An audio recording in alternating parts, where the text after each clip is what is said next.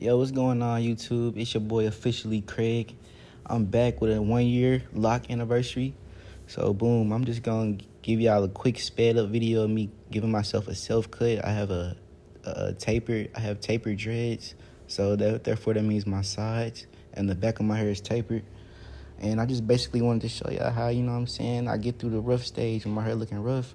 You just go ahead and line yourself up, give yourself a little taper, a little fade on the sides and the back, and then you back in business, you know what I'm saying?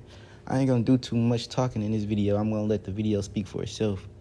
But I just wanted to give y'all a quick introduction, man. I just wanted to say I'm happy I made it to 1 year, and I want to say everybody stay locked and stay blessed, man. Let's get it.